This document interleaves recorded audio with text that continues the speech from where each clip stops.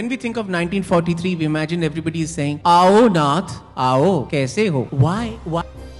I don't think there was anything simple about realizing Byomkesh Bakshy. I have lost weight, my cardio has gone down, my cholesterol has come up, I haven't slept nights, because this kind of a film, to represent Calcutta of that time, the VFX, the sound design, everything has to be done from scratch. There is no traffic ambience that I can use from any contemporary sound source for Calcutta of 1943. I have to layer each and every sound from zero upwards. If somebody is lighting a cigarette in the film, a very simple act like that becomes a huge challenge, because you have to find a cigarette of 1943 and you have to find the lighter of 1943. So it's been a huge challenge, but it's been the most fun of my life, most fun film experience. Sushant, I mean, it has to be appreciated greatly, you know, your approach that you are picking up stories from Indian milieu and from Indian literature. And I mean, we must be grateful to you for that, because you are looking at it from that perspective, not looking at DVD libraries, you know, for your inspiration. But I personally feel that as far as visual referencing is concerned, and you just talked about art direction plays a very critical role in this film. So as far as visual referencing is concerned, we still go by, you know, either Hollywood standards, or we go by what the Chinese filmmakers have been doing. You know, we generally seek inspiration from there. So what can be, you know, the visual idiom of Indian filmmakers? Have you ever thought about that? And whether you have tried to incorporate that in this particular film? I can't tell you about the other Indian filmmakers. They will speak for themselves.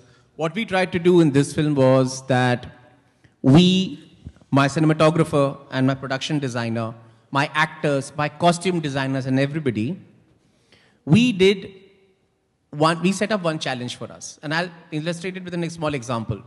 When we think of 1943, we imagine everybody is saying, "Aao Nath, aao, kaise ho?" Why do we think that they talk like this? Because the films of 1943 had people talking like this. Why? Because they didn't have lapel mics. Because they had mics up there, so they had to project and they had to be theatrical. But people in 1943 didn't need mics. They were speaking to each other like this. And they would have the same expression or slang or familiarity or roughness to their dialogue that I would have today. What our target was to go to 1943 and treat it as 2015. So my cinematographer, my actors, my production designer, my costume designers, our brief was research 1943, put it up faithfully, then portray it with your eyes of 2015. So when you see it, you, the person of 2015, will feel that this is 1943. That was the same thing for visuals.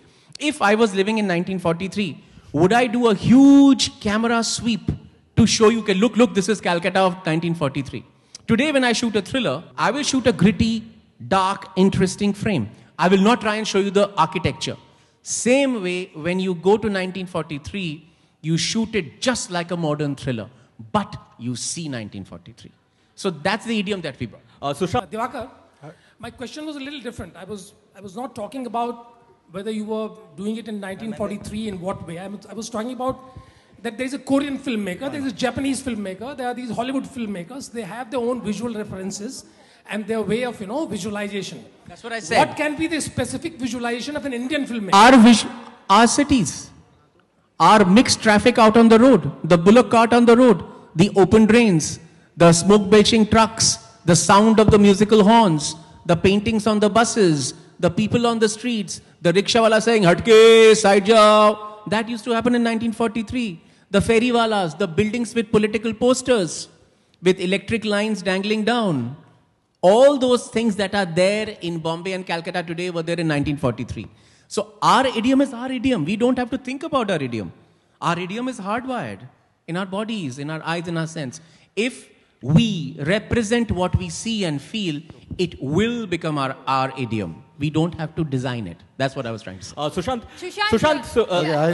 let's not get into this. We need last two questions, please. Yeah, Sushant, happy birthday. Thank you. The trailer was good and this is a treat for us. Thank you. New Year पे आपने बहुत अच्छी शुरुआत की है. I'm so glad you liked it. Okay, तो मैं ये जानना चाहूँगी कि ऐसा इस साल हम लोग सुशांत से क्या अनएक्सपेक्टेड एक्सपेक्ट करने वाले हैं 2015 में? मैं क्या एक्सपेक्ट करने वाला नहीं हूँ? हम क्या एक्सपेक्ट करें ऐसा अनएक्सपेक्टेड आप क्या करेंगे 2015 में? Expect the unexpected, madam. So we get in the next question, please. Sushant, a lot of hype was generated around the steamy kiss that you share with Swastika in the movie. Is it really the longest kiss? And what was your entire experience like? If you could go in detail. See, I never sat with a clock when others were kissing on screen, so I don't know about the duration. But then, yes, yes, there is a kiss in the film, and that's very